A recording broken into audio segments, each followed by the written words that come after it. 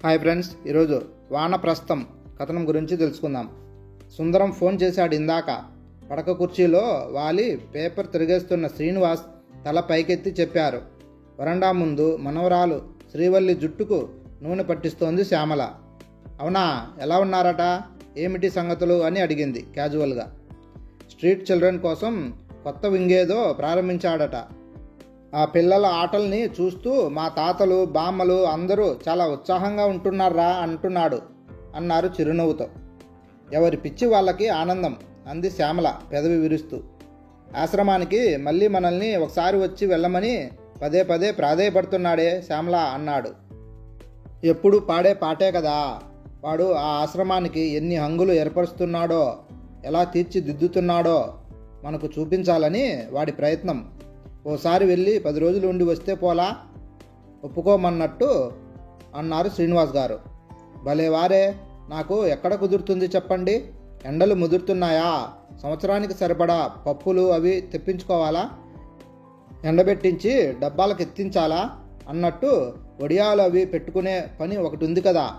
అవునవును, ఆ తర్వాత ఊరగాయల కాలం వచ్చేస్తుంది, మిరపకాయల ముచ్చికలు తీసుకోవాలా, భార్య వెతికే సాకుల లిస్టుకి కొసగా తాను ఒకటి జత చేస్తూ నవ్వారాయన. ఆయనకు తెలుసు భార్యకు అక్కడికి రావడం ఇష్టం ఉండదని. మొదట్లో ఓసారి తీసుకెళ్లారు. వయసు పైబడుతున్న సులోచనలో యవ్వనపు చురుకుతనం తగ్గలేదు. లేచిన దగ్గర నుంచి విరామం లేకుండా తిరుగుతూ భర్తతో కొడుకులతో కబుర్లాడుతూ పని వాళ్ళకి పురమాయిస్తూ కోడళ్ళకి సలహాలిస్తూ మనవళ్ళని ముద్దు చేస్తూ గలగలలాడుతూ తిరుగుతూ ఉండే శ్యామలాకి ఆ ఆశ్రమ నిశ్శబ్దం నచ్చలేదు. శిశిరంలో రాళ్ళబోయే పండుటాకు లాంటి ఆ ముసలి వాళ్ళకి చూస్తే ఒక విధమైన జలధరింపు కలిగింది ఆమెకు. సత్తువలేని చేతులతో దేవుడి ముందు వాళ్ళు చేసే భజనలు, నిరాసక్తంగా తప్పనిసరై వాళ్ళు చేసే పనులు, నిరాశ నిండిన వాళ్ళ చూపులు ఆమెను భయపెట్టాయి. అప్పటినుంచి ఆశ్రమం పేరు ఎత్తినా పెడదామన్నా చాలా చాలా ముఖ్యమైన విషయాలు గుర్తొస్తుంటాయి ఆమెకి. తలపు మాత్రంగానే హడలు పుట్టిన భుజాలు కుదించి వదిలిన భార్య విన్యాసం చూసి దీర్ఘంగా నిట్టూర్చారు శ్రీనివాస్ గారు. అయినా ఈ ఇల్లు, నా బుజ్జి మనవళ్ళు, వాళ్ళిచ్చే తీయని ముద్దులు, ఇవే నా స్వర్గం. వేరే నందనవనాలు ఆశ్రమాలు నాకెందుకు చెప్పండి అంటూ వెనక్కి తిరుగున్న మనవరాలు శ్రీవల్లి మొహాన్ని ఎదురుకు తిప్పుకొని బుగ్గలు పట్టుకుని, చెప్పరా చిట్టి తల్లి, తాత నన్నెక్కడికో రమ్మంటున్నారు, వెళ్ళనా మరి అని అడిగింది ముద్దుగా. వద్దొద్దు వెళ్ళొద్దు అంటూ తల అడ్డంగా ఊపుతూ 2 చేతులతో శ్యామల మెడ చుట్టూ పెనవేసి గారాలు పోయింది శ్రీవల్లి. అది చూసి మురిసిపోయింది శ్యామల. శ్రీనివాస్ గారి బాల్యమిత్రుడు సుందరం ఇద్దరు ప్రాణ స్నేహితులు అయినా చిన్నతనం దాటాక ఎవరి అభిరుచులు వాళ్ళవి, ఎవరి దారులు వారివి అయ్యాయి. శ్రీనివాస్ గారేమో డిగ్రీ పూర్తి చేశాక తండ్రి చెప్పినట్టే బుద్ధిమంతుల్లా పెళ్లి చేసుకుని తండ్రి చేస్తున్న కలప వ్యాపారంలో ఆయనకు సాయం చేస్తూ స్థిరపడిపోయారు. సుందరం అలా కాదు. చిన్నతనం నుంచి అతనిది చాలా జాలి గుండె. దీనంగా ఎవరు కనబడినా కరిగిపోయేవాడు. అడిగితే తన దగ్గర ఉన్నది ఏదైనా సరే తటపటాయించకుండా తీసి ఇచ్చేవాడు. స్కూల్కి వెళ్ళే దారిలో ఆకలి అన్న బిచ్చగాడికి తన క్యారేజీ ఇచ్చిన రోజులెన్నో. ఎదిగే కొద్దీ ఆ ఉదారత, సేవాగుణం పెరిగిందే కానీ తరగలేదు. వరదలు వచ్చి అనాథలై వారికి ఇల్లు వాకిలి అగ్గిపాలై నిరాశ్రయైన వారికి ముందుగా వెళ్ళి అండగా నిలబడేది ఇతనే. చందాల కోసమో సహాయ కార్యక్రమాలు అంటూ వాటి నిర్వహణ కోసమో విరామం లేకుండా తిరుగుతూనే ఉండేవాడు. ఈ వ్యాపకాల మూలంగా చదువు వెనకబడింది. పెళ్లి చేస్తే దారికొస్తాడు అనుకుంటే అటువంటి బంధాల మీద తనకి ఆసక్తి లేదని చెప్పేశాడు. తల్లిదండ్రుల మరణాంతరం పూర్తిగా స్వతంత్రుడయ్యాడు అతను. ఈ సమాజం నాకేమిచ్చింది అని ప్రశ్నించే బదులు ఈ సమాజానికి నేనిది చేశాను అని చెప్పగలగాలని మనస్ఫూర్తిగా నమ్మేవాడు. వయసుడికి చరమాంకంలో ఆప్తులు అనుకున్న వారి ఆదరణ లుప్తమయ్యి ఏకాకుల్లా మిగిలిపోయిన వృద్ధులను ఆదరాభిమానాలతో అక్కున చేర్చుకోవాలని అతని సంకల్పానికి సాకారం ఆ వృద్ధాశ్రమం. అది అతని ప్రాణం. తన యావదాస్తిని వెచ్చించి నిర్మించిన వృద్ధుల ఆనందధామం. ఆ ముసలివారి కోసం ఏ సౌకర్యాలు అమర్చినా ముందు శ్రీనివాస్ గారికి చెప్పి ఆనందపడతాడు. చెప్పటం కాదు, ప్రతీదీ మిత్రుడికి ప్రత్యక్షంగా చూపించాలని అతని అభిలాష. కానీ శ్యామలకి అక్కడికి వెళ్ళటం అంటేనే ఇష్టం ఉండదు. భార్య లేకుండా శ్రీనివాస్ గారు ఎక్కడికి కదలరు. శ్రీనివాస్ శ్యామల గార్లది అన్యోన్యమైన దాంపత్యం, పాడికొండ లాంటి సంసారం, పండంటి బిడ్డలు. పెద్దవాడు రవి డిగ్రీ చేసి వ్యాపారం మీద ఇష్టంతో తండ్రితో ఉండిపోయాడు. చిన్నవాడు గోపి సాఫ్ట్వేర్ ఇంజనీర్. కడసారపు గారాలపట్టి అంజలి. 2 కొడుకుల వివాహం చేసేశారు. పెద్దవాడు రవికి 2 పిల్లలు, చిన్నవాడు గోపికి 2. అంజలికి యుక్త వయసు వచ్చింది. భార్య అంటే ఎనలేని ప్రేమ శ్రీనివాస్ గారికి. ఆమె సన్నిధి ఆయనకు ఆరామ మందిరం. ఎంత చికాకులో ఉన్నా ఆమెను చూస్తే ప్రసన్నుడవుతాడు ఆయన. ప్రతి చిన్న విషయాన్ని వ్యాపార లావాదేవీలతో సహా ఆమె చెవిన వేయాల్సిందే. వచ్చిన ఆదాయం ప్రతి పైసా ముందు భార్య చేతిలో పెట్టాల్సిందే. ఆ ఇంటి మహారాణి శ్యామల. భర్తకే కాదు, కొడుకులిద్దరికీ కూడా తల్లి అంటే పంచ ప్రాణాలు. ఆమె ఎప్పుడూ వాళ్ళ కళ్ళకి మహాలక్ష్మిలా పెద్ద పెద్ద జరీ చీరలు కట్టుకొని తల నిండా పూలు పెట్టుకొని కలకలలాడుతూ కనిపించాలి. అన్నపూర్ణలా తన హస్తాలతోనే అందరికీ వడ్డించాలి. ఆమె ఇంట్లోంచి కాలు కదపాలంటే కారు ఉండాల్సిందే. అంత అపురూపం వాళ్ళకి. కోడళ్లకు అమ్మ తర్వాత అమ్మ శ్యామలమ్మ. మాటల్లోనే కాదు, అభిమానంలో కూడా. కలలో కూడా అత్తగారు గీచిన గీటు దాటాలనుకోరు వాళ్ళు. కోరి కోరి తన ఇష్టానుసారం కట్టించుకున్న భవంతి, నెత్తిన పెట్టుకునే భర్త, ప్రేమానురాగాలు కురిపించే కుటుంబ సభ్యులు, వనంలో చిలకల్లా సందడి చేస్తూ ఆనందపరిచే చిన్న పాపలు. ఇదే ఆమె ప్రపంచం. ఈ బృందావనాన్ని విడిచి ఎక్కడికి వెళ్ళాలనుకోదు శ్యామలమ్మ. ముఖ్యంగా ఆశ్రమం లాంటి నీరవ నిశ్శబ్దంలోకి. లేత పచ్చిక మీద వాకింగ్ చేస్తున్నట్టు కులాసాగా అడుగులు వేస్తున్న విధి ఉన్నట్టుండి తిక్కరేగినట్టు రూటు మార్చింది. నిండుగా కలప దుంగలతో వస్తున్న లారీ పక్కకు ఉరిగిపోయి పైనున్న 3 కూలీలు తుసికి ఆ దుంగల కింద పడి నుజ్జు అయ్యారన్న వార్త విన్న శ్రీనివాస్ గారు గుండె పట్టినట్టు అయ్యి కుప్పకూలిపోయారు. మరి లేవలేదు. శ్రీనివాస్ గారు మరణించారు. చూస్తూ ఉండగానే కళ్ళ ముందు కాస్తున్న వెన్నెల కరిగిపోయి గాఢాంధకారం అలుముకుంది శ్యామలమ్మకు. రోజులు, వారాలు, నెలలు గడిచాయి. మెల్లమెల్లగా ఆ చీకటి తెరలు తొలగించుకొని యువతలకి రాక తప్పలేదు. వచ్చింది. చుట్టూరా కలయ చూసింది. ఆ ఇల్లు, ఆ మనుషులు, ఆ వాతావరణము ఏవి మారినట్టుగానే ఉన్నాయి. వరండాలో వేసిన వాలు కుర్చీ వేసినట్టుగానే ఉంది. దానిలో కూర్చుని పేపర్ చదువుకుంటూ ఉండే శ్రీనివాస్ గారు లేరు. పెరటి గుమ్మం ఎదురుగా ఆమె నాటిన తులసి మొక్క అలాగే ఉంది. కానీ తను కట్టించిన సిమెంట్ కోటలో కాదు, కోడలు కొనుక్కొచ్చిన పాలరాతి కోటలో. పని మనిషి నీలిమ అమ్మగారు అనే పిలుస్తోంది. కానీ శ్యామలమ్మని కాదు, కోడలు పల్లవిని. ప్రహరీ గోడ మీద నుంచి రోజు ఏవేవో బదులు అడిగే పక్కింటి రంగమ్మగారి మనవరాలికి శ్యామలమ్మ కనబడినా ఆమెను అడగటం లేదు. పల్లవి అని కోడల్ని అరిచి పిలుస్తూ ఉంది.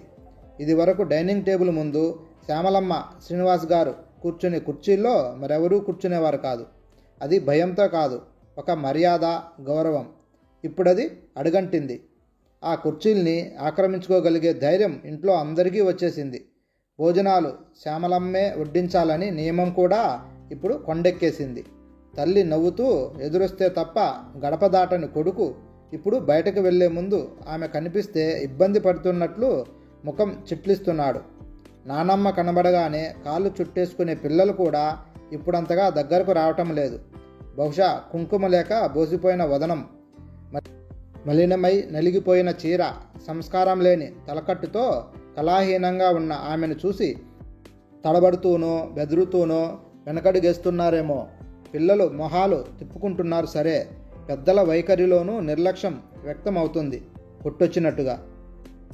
3 నెలలకు ఒకసారి మంగళగిరి నుంచి కేవలం శ్యామలమ్మ కొరకే చీరల మూటలు తీసుకొచ్చే వ్యాపారితో అంత ఖరీదైన చీరలు కట్టుకునే వాళ్ళు ఎవరూ ఇప్పుడు లేరులేండి, సాదా చీరలుంటే తీసుకురండి అని చెబుతోంది పల్లవి. ఆ మాటలు శ్యామలమ్మ చెవిన పడ్డాయి. మొన్నటి వరకు ఆ ఇంట్లో సర్వతా తానై ఉండే శ్యామలమ్మకి ఇప్పుడు ఏ ప్రాధాన్యత లేదు. తను లేకపోతే క్షణం కదలదనుకున్న కాలం ఇప్పుడు నువ్వెవరు అన్నట్టు తల ఎగరేసి ముందుకు పరుగులు పెడుతోంది. ఆ రోజు పెద్ద కొడుకు రవి అడితీకి వెళుతూ తల్లి దగ్గరకు వచ్చాడు. అమ్మా, ప్రతి చిన్నదానికి నీ సంతకం కోసం రావాలంటే అన్ని పనులు ఆలస్యం అయిపోతున్నాయి. దీన్ని పవర్ ఆఫ్ అటార్నీ అంటారులే. ఇక్కడో సంతకం చెయ్యి, మిగతాది నేను చూసుకుంటాను అన్నాడు కొంత విసుగ్గా మొహం పెట్టి. శ్యామలమ్మ పెళ్లినాటికి మామగారు ఈ కలప వ్యాపారాన్ని చాలా చిన్న స్థాయిలో నడిపిస్తుండేవారు. కొడుకుని కూడా అందులోనే దించేసరికి అది మరీ చిన్నగా, ఇద్దరు మనుషులకి అది చాలదు అన్నట్లుగా అనిపించేది. వ్యాపారాన్ని విస్తరించాలని, ఫర్నిచర్ షాపుని కూడా ప్రారంభించాలనే ఎన్నో ప్రణాళికలు ఉండేవి తండ్రి కొడుకులకి. కానీ అది అమలు చేయాలంటే పెట్టుబడి కొరత. శ్యామలమ్మ కాపురానికి వస్తూనే ఆ విషయం తెలుసుకొని ఈ ఇల్లే తనకు శాశ్వతం అనుకుని పాలు పొంగిపోయినట్టు సంసారం పొంగితే తనదే ఆ అదృష్టం అనుకుంది. పసుపు కుంకుమల కింద తండ్రి ఇచ్చిన 5 ఎకరాల మాగాని అమ్మించేసి ఆ డబ్బులు మామగారి దోసిట్లో పోసింది శ్యామలమ్మ. ఆమె ఇచ్చిన వేళ మంచిదై మొక్క పాతితే వృక్షమైనట్టు బిజినెస్ బాగా వృద్ధి చెందింది. లక్షల్లో ఉన్న వ్యాపారం కోట్లకు ఎగబాకింది. తమ పెరుగుదలకు నిచ్చెన వేసిన కోడలంటే అపరిమితమైన వాత్సల్యం మామగారికి. ఆమె మాటకి చాలా విలువ ఇచ్చేవారు ఆయన. ఆ అభిమానంతోనే మరణించే ముందర కొడుకుతో పాటు వ్యాపారంలోనూ ఆస్తిలోనూ కూడా కోడల్ని భాగస్వామిని చేస్తూ ఇల్లు రాయించారు. అందువల్ల బ్యాంకు పనులకి కానీ బిజినెస్ వ్యవహారాల్లో కానీ తరచూ శ్యామలమ్మ సంతకం అవసరం అవుతూ ఉంటుంది. ఇప్పటి వరకు భార్యతో ఎప్పుడు సంతకం చేయించుకోవాల్సి వచ్చినా ఏ రోజు చిన్నతనం ఫీల్ అవ్వలేదు శ్రీనివాస్ గారు. కొడుకు ఇప్పుడు పెద్దవాడయ్యాడు. ఓ చిన్న సంతకం కోసం తల్లి ముందరైతేనేమి చేతులు కట్టుకుని నిల్చోవడం నామోషినే కదా. మాట్లాడకుండా కొడుకు చెప్పిన చోట సంతకం చేసింది శ్యామలమ్మ. ఆ మరుసటి వారం తండ్రి మాసికానికని గోపి కుటుంబంతో సహా వచ్చాడు. ఎవరు చెవిలో ఊదారో తెలియదు. ఎవరిని అడిగి సంతకం చేశావు? అంతా నీ ఇష్టమేనా అని ఎగిరాడు తల్లి మీద. నేను లేకుండా చూసి ఇలాంటి పని చేస్తావారా అని అన్నగారితో కొట్లాడాడు. అన్నదమ్ములిద్దరూ తరతరాల నాటి శత్రువుల్లా తిట్టుకున్నారు. ఎవరితో చెప్పుకుంటావో చెప్పుకో అన్నాడు పెద్దవాడు. కోర్టులోనే తెలుసుకుందాం అన్నాడు చిన్నవాడు. వెళ్లే ముందు చిన్న కోడలు పావని శ్యామలమ్మ దగ్గరికి వచ్చింది. అత్తమ్మ, వచ్చే వారంలో మా చెల్లి పెళ్ళి. పట్టుచీర మీదికి మీ కాసుల పేరైతే నిండుగా ఉంటుంది అంది గోముగా. ఎనపెట్టె తెరిచింది శ్యామలమ్మ. కాసుల పేరు, ముత్యాల సరాలు, మమ్మల్ని మర్చిపోయావు అన్నట్టు ఆభరణాలన్నీ తలతలలాడుతూ పలకరించాయి. వాటి మీద చెయ్యి వేసి నిమిరింది శ్యామలమ్మ. బంగారంలో రాళ్ళు పొదిగిన ఒట్టి నగల అవి కాదు, ఎన్నో మధుర స్మృతుల్ని దాచుకున్న అపురూప గనులు, విలువ కట్టలేని నిధులు. తన నిశ్చితార్థం రోజున ఒంటి నిండా బోలెడు నగలు దిగేసుకున్నా అవి చాలవన్నట్టు తన అత్తగారు ఆమె నడుముకున్న ఈ మువ్వల వడ్డానం తీసి తన నడుముకి పెట్టి, ఇప్పుడు అచ్చం లక్ష్మీదేవిలా ఉన్నావు అంటూ నిలువెల్లా చూస్తూ మురిసిపోయింది. కాసుల పేరు తన నాయనమ్మది. అంత భారీగా మోటుగా ఉన్న ఆ కాసుల పేరు నేను వేసుకోను అని ఎంత మొరాయించినా ప్రతి పండక్కి అది తన మెడలో వేసేది నాయనమ్మ. పోయేటప్పుడు కూడా కాసుల పేరు నా పెద్ద మనవరాలికే సుమా అని చెప్పి మరీ కన్ను మూసిందట. అరవంకీలు 2 తన మేనత్త కానుక. కొడుక్కి తనను ఇవ్వలేదని అలిగి తన పెళ్లికి రానేలేదావిడ. వంకీలు మాత్రం భర్త చేతికిచ్చి పంపించింది. కోడలిగా నా ఇంటికొచ్చిన రోజున నీకు 6 వంకీలు బహుమతిగా ఇవ్వాలని చేయించాను ఎప్పుడో. కోడలివి కాకపోయినా అవి నీవే అని చెప్పమన్నదట. పిచ్చిది. పైకి కోపం కానీ కడుపులో అంతా నీ మీద ప్రేమేరా తల్లి అన్నారు మా కన్నవాళ్ళు. ఫర్నిచర్ షాపు తెరిచిన ఏడాది వచ్చిన లాభంతో డైమండ్ నెక్లెస్ చేయించి అది పెట్టుకున్నప్పుడల్లా పేరుకు తగ్గట్టుగా ఉన్నావమ్మా అనేవారు మావగారు. కెంపుల హారం భర్త చేతితో తను అందుకున్న తొలి ప్రేమ కానుక. ఏ నగ తాకినా ఒక తీపి జ్ఞాపకాన్ని జ్ఞాపకం చేస్తోంది. ఇప్పటి వరకు ప్రాణప్రదంగా చూసుకున్నది ఇవన్నీ. కానీ ఆ ఆభరణాలకే తలమానికం అనుకున్న ఆభరణాన్ని భగవంతుడు లాగేసుకున్నాక వీటితో తనకేం అవసరం ఉంది? నిర్లిప్తంగా కాసుల పేరు తీసి ఇచ్చింది కోడలికి. మరుసటి రోజు అత్తగారు దగ్గరకు వచ్చింది పెద్ద కోడలు. బుజ్జు లోకాకులు మెరుగు పెట్టించడానికి జ్యువెలరీ షాపుకి వెళ్తున్నాను. మీ వడ్డానం మువ్వలు కొన్ని ఊడాయన్నారుగా, ఇలా ఇవ్వండి, అతికించుకొస్తాను అంది. అడిగినట్టుగా ఉంది మాట, ఆజ్ఞాపిస్తున్నట్టుగా ఉంది స్వరం.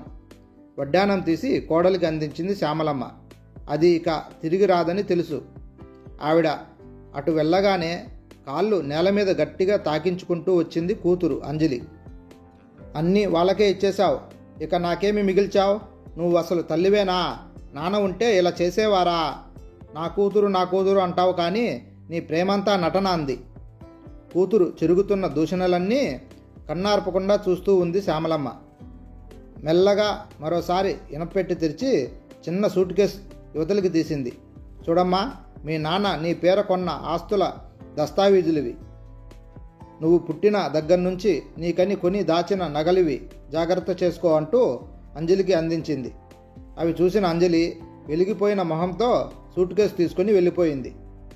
మిత్రుణ్ణి కడసారి చూసి వెళ్ళిన సుందరం గారు శ్యామలమ్మ గారిని మరోసారి పరామర్శించుదామని వచ్చారు. ఆయన వచ్చిన రోజే గోపి కూడా వచ్చాడు. అన్నగారితో ఆస్తి విషయం అటో ఇటో తేల్చుకుని కోర్టులో దావా పడేయాలని.